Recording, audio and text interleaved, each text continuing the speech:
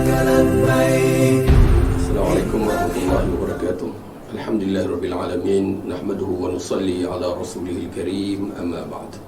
Alhamdulillah, tuan-tuan dan puan-puan yang dirahmati Allah sekalian, kita berada di dalam bulan Zulhijjah yang mulia, terutamanya pada 10 awal Zulhijjah dan nanti pada hari Idul Adha dan juga hari-hari Tasyriq adalah hari-hari yang istimewa dan sangat dicintai oleh Allah Subhanahu wa taala. Segala amal soleh dan amal ibadah sehingga lebih utama daripada jihad jalan Allah Subhanahu wa taala, kecuali orang yang jihad dan mati syahid. Itulah keistimewaan hari-hari yang kita berada ketika ini. Mudah-mudahan Allah Ta'ala memberi kita taufik dan hidayah untuk kita manfaatkan masa dan juga kurniaan Allah Ta'ala itu kepada kita bersama. Sebenarnya Idul Adha ini, marilah kita sama-sama mengingati suatu kisah pengorbanan yang sebenar-benarnya yang telah dilakukan oleh Nabi Ibrahim AS dan juga anaknya Ismail AS. Bahkan keluarga Nabi Ibrahim yang melibatkan isterinya Hajar juga Ismail itu merupakan suatu contoh pengorbanan yang hakiki untuk mendapatkan ketinggian dan keridhaan Allah Subhanahu wa taala. Jadi pengorbanan mereka itu amat disukai Allah dan diterima oleh Allah, sehingga sebahagian dijadikan di dalam perkara-perkara penting yang perlu dilakukan di dalam menyempurnakan ibadat haji. Udhiyah ataupun pengorbanan itu, korban sebenarnya dalam bahasa Arab artinya untuk mendekatkan diri kepada Allah. Dan kelihat untuk mendekatkan diri kepada Allah itu salah satu ibadahnya, pendekatannya ialah berkorban. Kalau kita lihat di dalam kehidupan manusia seharian sebenarnya, kehidupan kita tidak boleh lari daripada pengorbanan. Kerana dalam hidup manusia itu ada perjuangan untuk mencapai cita-cita, tujuan-tujuan yang mulia, tujuan yang tinggi di dalam kehidupan. Jadi untuk menjayakan cita-cita dan juga perjuangan itu, dia tidak boleh lari daripada at-tadhiyah ataupun berkorban.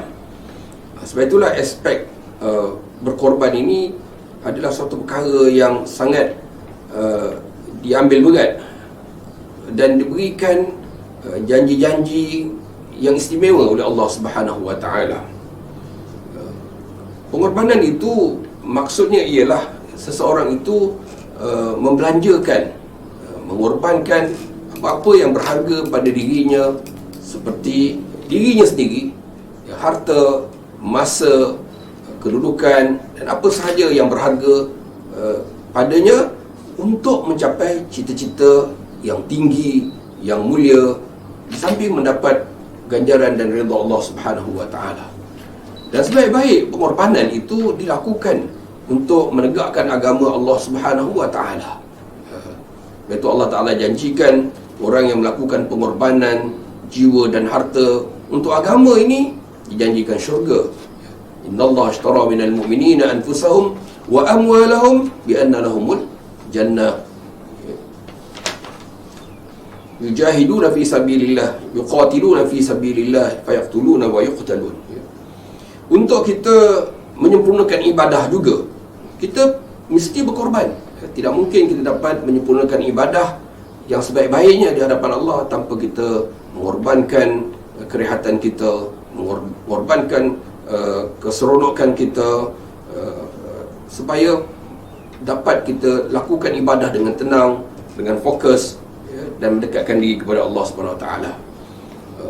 Termasuk juga berkorban untuk melakukan ketaatan, melaksanakan perintah, dan nak meninggalkan larangan Allah pun kita perlu mengorbankan keinginan, kelazatan yang kita suka demi mencari redha Allah Subhanahu Wa Taala. Orang berkorban juga untuk membahagiakan keluarganya, masyarakatnya, bahkan membela tanah airnya, seperti para prajurit dan juga pasukan-pasukan keselamatan. Secara umumnya dan ringkasnya, bahawa pengorbanan ini adalah sesuatu yang penting dalam kehidupan kita untuk mencapai tujuan matlamat yang mulia, yang suci, yang tinggi, bahkan untuk kita mendapat kejayaan di dunia dan juga di akhirat. Tinggal lagi pengorbanannya bagaimana yang akan menjanjikan kita mendapat ganjaran dan pengorbanan itu diterima oleh Allah Subhanahu Wa Taala.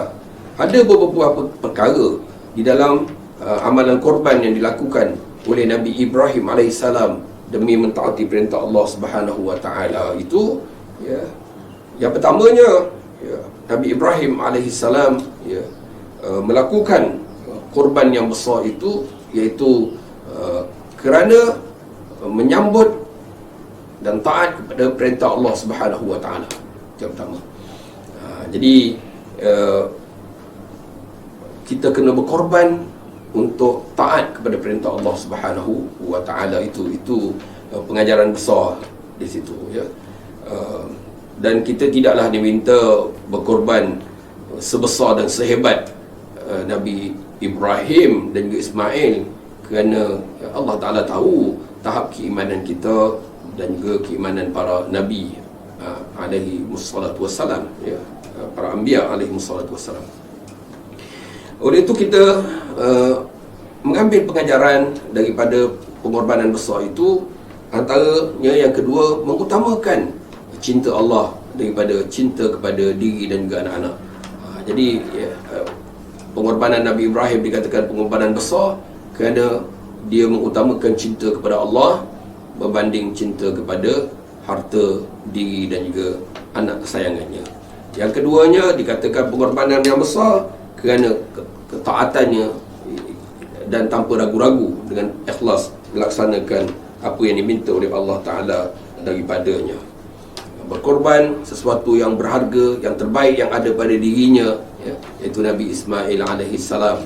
Sebenarnya Allah Ta'ala bukanlah nakkan tumpahnya darah Nabi Ismail itu, ya, dengan arahan korban, ya, tersebut. Tapi sebenarnya Allah SWT mahu menguji hambanya Nabi Ibrahim, dan Nabi Ibrahim berjaya dalam ujian itu, iaitu mengutamakan cinta Allah daripada cinta makhluk. Dan pengorbanan itu besar kerana adanya sifat redha dan juga menyerah kepada Allah Ta'ala. Allah Ta'ala menyatakan di dalam Al-Quran, ya, falamma aslama wa tallahu lil jabin wa nadainahu an ya Ibrahim qad saddaqta ru'ya. Ya, apabila kedua-duanya telah berserah kepada Allah Ta'ala, ya, Nabi Ibrahim menyerahkan apa yang akan berlaku itu kepada ketentuan Allah. Nabi Ismail pula dengan redha menerima, ya, apa yang diperintahkan oleh Allah. Maka Allah Ta'ala pun menggantikan pengorbanan besar itu dengan kambing ataupun kibas yang sehat, yang gemuk, yang subur, supaya disembelih. Jadi sebelum itu Nabi Ibrahim telah buktikan bahawa dia telah melaksanakan perintah dengan segera, melaksanakan ta'ah dengan ikhlas dan redha dan bersabar kedua-duanya di dalam mentaati perintah Allah, sebagaimana Nabi Ismail menjawab apabila arahan itu dikemukakan oleh Nabi Ibrahim. Kata Nabi Ismail, satajiduni insyaallah minas sabirin, ya, ayah akan dapati saya termasuk di kalangan orang yang sabar. Jadi pengorbanan menuntut kesabaran. Tidak mungkin seseorang itu dapat berkorban tanpa bersabar yang sempurna sebagaimana yang ditunjukkan oleh Nabi Ismail alaihissalam.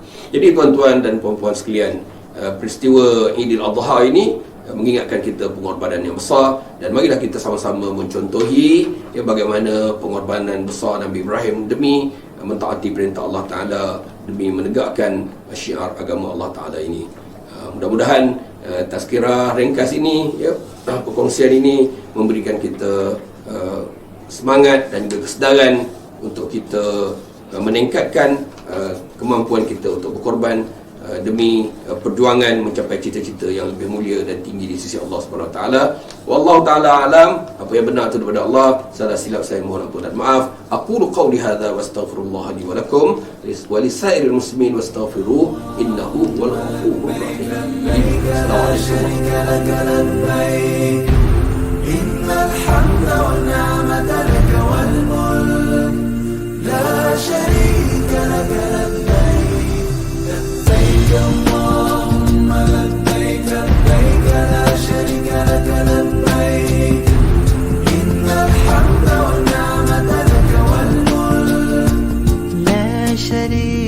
لك لبيك لبيك